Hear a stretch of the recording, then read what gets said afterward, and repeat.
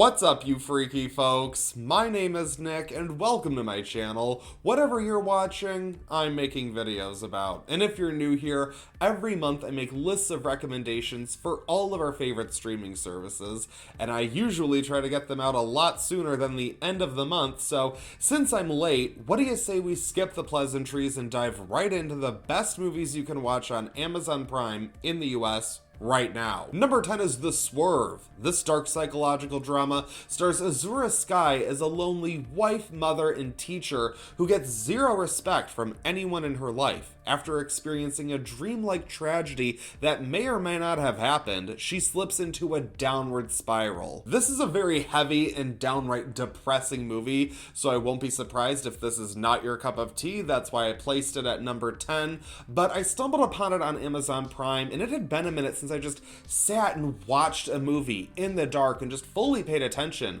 And I gotta say, I got sucked in and was crushed. So if that sounds like how you want to spend your evening, I say give it a go. Fear so bitter, death is hardly more severe. That's pretty intense. Number 9 is Penny Dreadful. This horror thriller is about a young woman with a fear of cars who goes on a road trip into the mountains with her psychologist to fight her phobia. Along the way, they pick up a sickly-looking hitchhiker who's gonna want to eat them at about the 20-minute mark. Our protagonist, Penny, finds herself trapped in the car in the middle of nowhere with the creeper lurking somewhere nearby. This is a simple, contained thriller that is low-budget fun. It was released during the first After Dark Horror Fest, which is probably why I have a special little love for this one, because it honestly could be my bad movie recommendation of the month. But I have something especially bad reserved for that slot. If you're into creepy winter road trip horror movies, Penny Dreadful is mildly entertaining. I know, high praise, only the best for my viewers. On the road to recovery.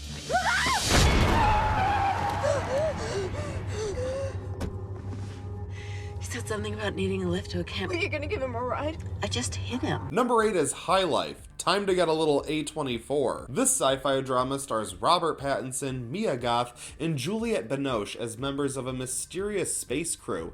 The film plays out in two timelines as the characters try to survive in outer space. High Life certainly won't be for everyone. Hell, all of my recommendations are hit or miss, but this one is especially A24 and very weird. I agree with a lot of you that it gets a little too weird for its own good, and content warning, there is some bizarre sexuality and some assault that we don't normally see in film that we see here, and it's definitely something. I will say it's not the best, but it does give me vibes of Sunshine, and I love that. We were scum. Trash.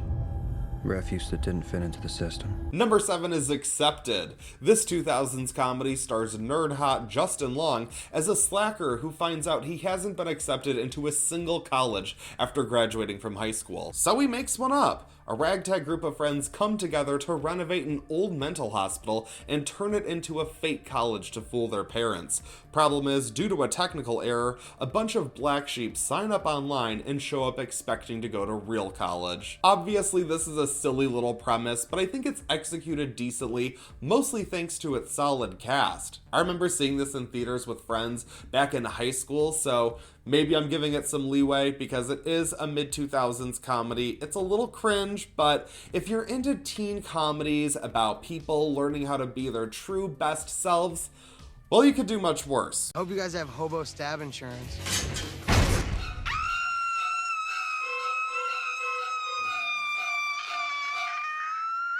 What the hell was that? Number 6 is Signs. This sci-fi thriller is about a family living on a farm when they begin finding crop circles in their cornfield. As more sightings of crop circles are reported from all over the world, the family wrestles with their own issues as the threat of an alien invasion grows closer and closer. Signs is such an important film to me personally because even though it isn't full-on horror, there are plenty of unsettling moments that helped get me into horror and thriller films. If you haven't already watched my video on becoming a horror fan, you definitely should. I'd consider it a prerequisite for subscribing to this channel, which you might want to consider. Maybe start with watching that video, but I think Signs is one of M. Night Shyamalan's best. So if you haven't watched it, I don't know who you are, but if you haven't watched it in a while, you know what to do.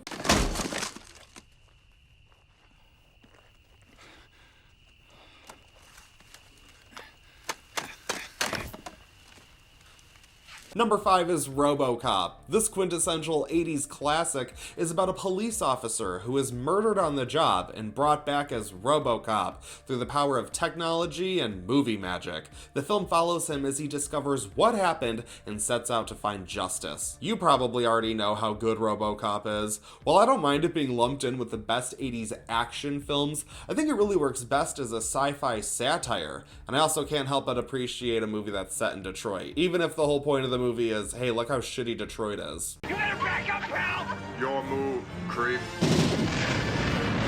Number 4 is The Fog. This supernatural horror film from John Carpenter is about the seaside community of Antonio Bay. The residents are preparing for their 100th anniversary as a ship full of ghostly sailors returns to life to get vengeance on the town. It's all about mistakes of the past and reaping what you sow. This was John Carpenter's follow-up to Halloween, and I think because of that, a lot of people wrote it off back when it came out because it wasn't as good, I guess, in their opinions, and honestly, I wasn't the biggest fan of it the first time I watched it, but it's really grown on me over the years. It's a spooky little ghost movie that I especially like to watch late at night, and I think at this point, I have recommended all of the original Jamie Lee Curtis 80s horror films, so I'm giving myself a gold star. 100 years ago, between midnight and 1, something unknown came out of the fog. Now it has returned. Oh, Jesus. Number 3 is Leave No Trace. This heartbreaking drama from director Deborah Granick is about a father and his daughter living in the wilderness. After a small mistake, the authorities are alerted to their whereabouts and their lives are changed forever. This is a somber and reflective look at this girl's life as she's trying to decide what she wants to do with her future. Does she want to continue doing what she's been doing, or does she want to join the real world? But what's really fascinating is what's going on underneath with her father. And I know that it's kind of dull at times, but I think this is an important film that more people need to pay attention to. I wake up rested and peaceful most mornings. True.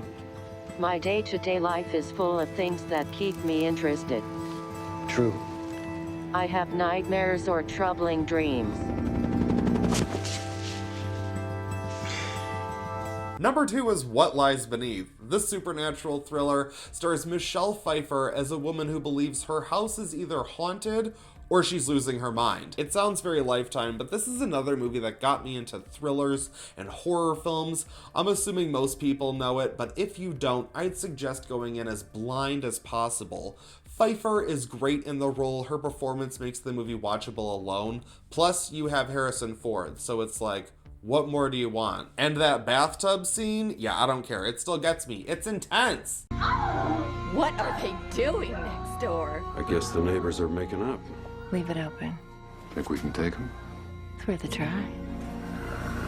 Number 1 is Lady Macbeth. This dark romantic drama is set in 1800s England as a young woman played by Florence Pugh is sold into marriage. Finding her isolated existence in a countryside home to be miserable, she begins a mission to turn her life around through any means necessary. I don't want to sit here and be all, I fell in love with Florence Pugh before you did, but I did. I remember seeing this in theaters back when it had a limited release, like 4 years almost now. Oh my god, that was back when I started my channel. I did a review of this. Oh my god. But I remember seeing this and I felt like I had discovered some gem that no one was talking about. And I still feel like not enough people talk about this movie. So if you want to know why Florence Pugh is on the fast track to becoming next best actress ever, watch her performance in this movie. It is amazing, and I normally do not talk about period pieces. I rarely recommend them, so trust me, this is no Keira Knightley movie, okay? This movie, it has the juice, it has the entertainment value,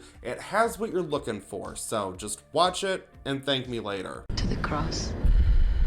To the prison. To the grave. To the sky. I'd rather stop you breathing than have you doubt how I feel.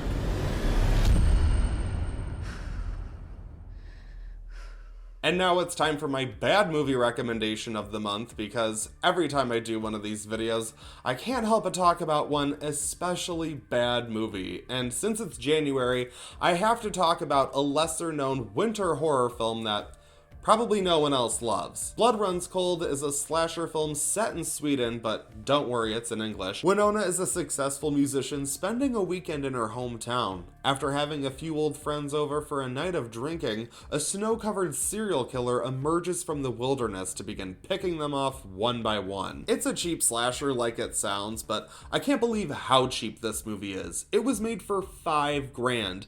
That gives me all the hope in the world, even though this movie doesn't do anything very new or original or interesting. For slasher fans, it provides a freaky killer in a wintry setting, and that's all I'm really looking for.